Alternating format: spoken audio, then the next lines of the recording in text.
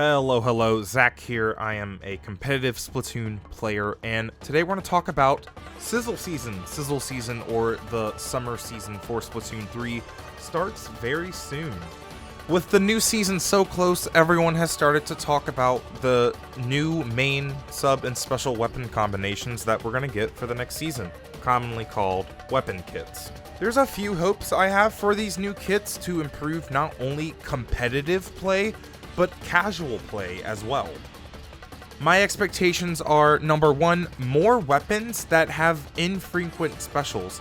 There are only 2 weapons right now that have Kraken and Super Chump. Only 3 have Inkjet, and only 4 have Crab Tank and Ink Storm. And missiles also only have 3, but we're going to talk about that another day. Number 2, more retake specials on good weapons, like Crab Tank, Booyah Bomb, Inkjet, Ink Storm. A big reason for Machine and Splash's dominance in the meta is that they're the only good weapon kits with strong retake specials, or specials that kind of let you take space.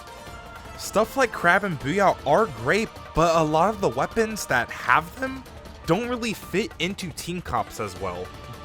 Stuff like Inkjet and Ink Storm could use more aggressive main weapon options to just, again, fit into more team comps. Number 3, more class diversity and variety. Let's actually give something to Splatanas, Brellas, and Stringers. Most shooters already got second kits, so I'm expecting this to just already automatically be improved. And we're possibly going to get new main weapons for Splatanas and Stringers soon, but not sure if that's going to happen. And number 4, I would like some kits with playstyle synergy, or they don't suck. I talked about that in one of my last videos. I also kind of took into account any similar weapons in these kits, either weapons in the same class or whatnot, to avoid the 10 attack splatter shot versus Neo Splash-O-Matic problem. But let's go ahead and get into it. Here are 12 kits that I want to see in Splatoon 3's Sizzle Season.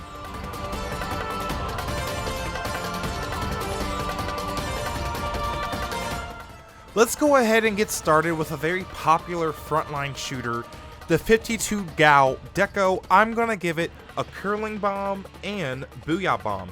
The Booyah Bomb's kind of referencing the Kenza 52 from last game. It's a very good special for the weapon to take some space. The curling bomb will aid in its movement, although it is admittedly probably not that good for it. They always seem to give the 52 gal a sub that's just not doing too much unless it's a splash wall, but even then, I think this is a very realistic, but I still think it would be a strong kit, and I can kind of see people playing it.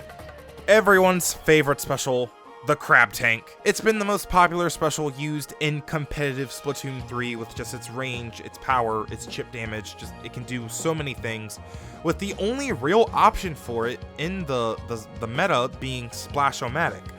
These 2 weapons I'm adding, I think, could fill a bit of a different role while still letting Crab Tank show its power. Heavy Splatling Deco with the Splash Wall and Crab Tank. I think Heavy Splatling could use something like Crab Tank to kind of fight off any other anchors, like Chargers, E-Leaders, and stuff. Crab Tank is very good at dealing with those weapons. The Splash Wall has always seeming to be given to the Heavy Splatling as kind of protection, and I think this Splash Wall and Crab Tank combination are kind of interesting. It's a lot of object HP for the Heavy Splatling to kind of abuse, and I think it's just kind of it's a good theme for the weapon to use. The Rapid Blaster Pro Deco would use Fizzy Bomb and Crab Tank, and automatically is just chip damage central. The Fizzy Bomb is throwing out hitboxes, the Crab Tank can throw out hitboxes, the Rapid Blaster Pro itself is able to throw out hitboxes. I think this would be a very powerful special, or very powerful kit, that's kind of held back by the fact that it is a Rapid Blaster. While it can kind of hold space, it's not going to be able to paint a lot, and it does require a very good user of that weapon to get the most out of it. Here's a bit of a wild card kit, but it's a perfect kit with a lot of synergy that I really would like to see happen, and that is the new Squiffer with Auto Bomb and Zipcaster. Zipcaster on Squiffer If any charger is going to get Zipcaster, it has to be Squiffer, because Squiffer's the only charger that can charge full speed in the air, with Squiffer being the most aggressive charger that you're supposed to be using. I think any Squiffer one tricks or specialists can actually get a lot out of Zipcaster and create some really, really cool plays with this. So I just think this would be really cool to see. The Kraken Royale and Super Chump are new to Splatoon 3 in the last season, the fresh season, and they desperately need more options, especially Kraken, to possibly see more use outside of just, some direct changes to the special.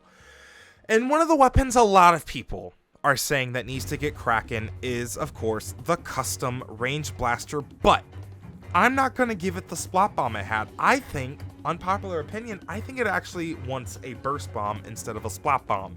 Here's why. While the range blaster did get a lot out of the splat bomb in the first game, Splatoon 3 is a lot different for range blaster. Number one, it's not getting a lot of reliable one-shot directs. So I think the burst bomb being an option for a possible reliable, I guess not too reliable, but a burst bomb plus one indirect shot combo, I think that's a good tool for the range blaster to have. As well, range blaster has a lot of trouble with its movement. Having a bomb to instantly paint its feet is a great tool for it to have. And then, of course, its ink efficiency is just really, really poor. I don't think the range blaster is really going to be able to use a splat bomb as you guys might think it could, or as it could definitely in Splatoon 1 before it got nerfed. The range blaster can definitely use burst bomb more, with it being 45% instead of 70% like a splat bomb. That's why I think range blaster, you actually want a burst bomb. I don't think you want the splat bomb. And then Kraken, just an aggressive special when the range blaster might be caught out in a bad spot or a bad position. It can pop Kraken, hopefully quick enough, and then make something happen from there. I think that would be a great thing to bring back. And then my other Kraken weapon, the Nautilus 79, and here's why I'm choosing Nautilus. So I'm giving it the suction bomb that the gold Nautilus had in the last game, but Kraken is kind of referring to heavy splatling having Kraken in Splatoon 1, and I would love a splatling with Kraken back. And while heavy splatling can kind of be aggressive, Nautilus obviously has a lot more success being aggressive, maybe the most aggressive splatling. Giving Nautilus Kraken, especially when Kraken is in a good place, would be very, very cool to see, especially since the Nautilus is pretty decent at holding down some space with its range and firepower. Super Chump, with a few buffs, could be a great retaking special for aggressive teams, as it lets your frontline kind of use the chumps as little mini shields. Here are some weapons that I think could play well with them if they get added. Ballpoint Splatling Nouveau with Squid Beacon and Super Chump. Ballpoint as a weapon is great with aggressive teams, giving it its Squid Beacon backs to let your really aggressive teammates jump back in after getting splatted. It's a great idea. Bring it back, and then give them some Super Chumps as well. Give your teammates beacons to jump back in, and then also give them some chumps for them to kind of fight with and use as little shields. I think that's just a brilliant idea. Here's kind of an option for the Blobber Deco to kind of bring Blob back into the game a little bit. Give it a bunch of shields. Give it a splash wall like it had in Splatoon 2, so it has its own little personal shield, and then Super Chumps, little mini shields for your teammates. I just think having kind of back to the heavy splatling Deco kit, I just think it's really cool. There's some kit synergy there. It's throwing out a lot of object hitboxes that you kind of have to work through. Oh yeah, by the way, the Blobber is still lobbing a bunch of blobs at you. So I think there's potential for this kit to be really annoying, but in a not unhealthy way, if the weapon ever kind of becomes prominent in the meta at all. So yeah.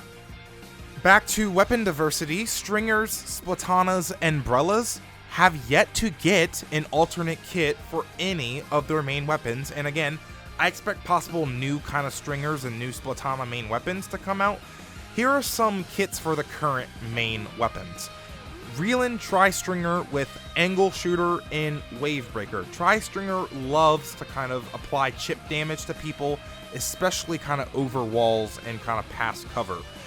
It's one of the only really backline weapons to consistently be able to do that, so I want to give it a kit that's going to let it do that easier by giving it a location / chip damage sub of angle shooter, which also kind of plays into the theme, you know, like you're shooting a bow, you're throwing a dart. I feel like they're very two similar things, kind of conceptually.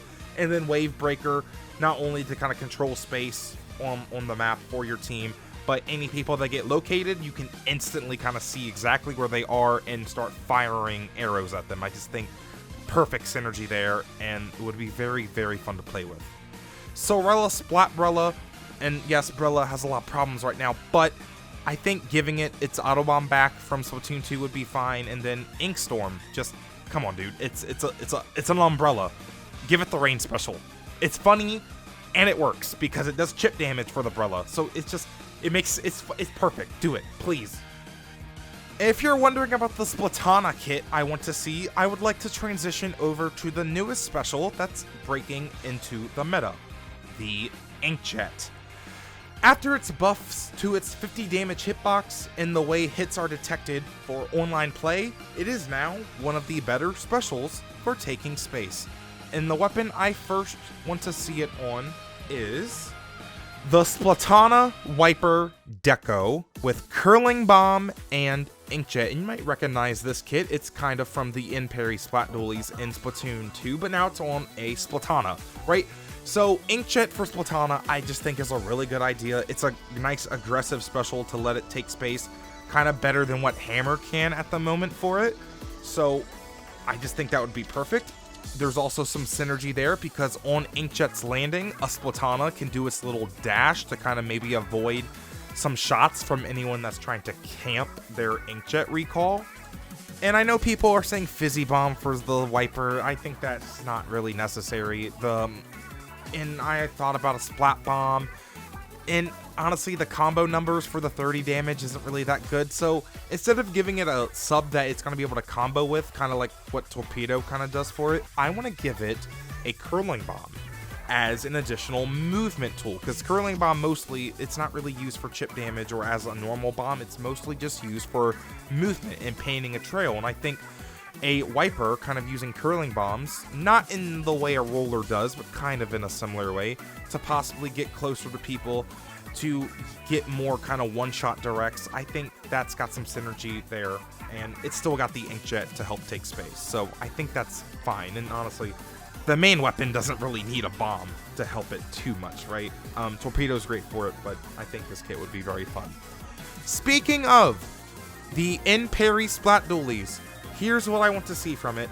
It's the Burst Bomb plus the Inkjet. Now, on the surface, this is just a hybrid kit. It's the Burst Bomb from one of the Dualies in Splatoon 2 and then the Inkjet from the in-parries in Splatoon 2. But there's kind of more to it than that because I think this would be a great alternate option to the Splash-O-Matic. And here's why. Splash-O-Matic right now is used. It's a short-range shooter that can paint a lot.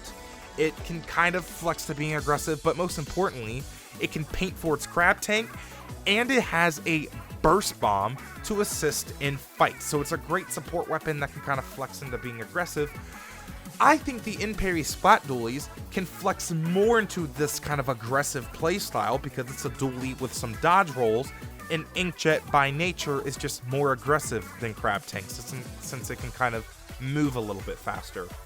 So I think for any kind of players that play Splash, but they want it to be just a little bit more aggressive and not so kind of supportive or passive, and you know, the normal Splat Dualies aren't really doing it for them, the in-parry Splat Dualies with Burst Bomb and Inkjet I think is the perfect answer to someone wanting that playstyle, but just more aggressive, especially now that Inkjet's a very consistent special.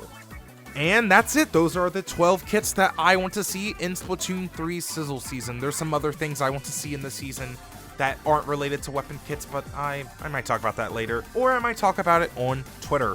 Follow me on Twitter at DreamyZach to see more of my kind of just opinions on Splatoon and whatever I'm doing in Splatoon.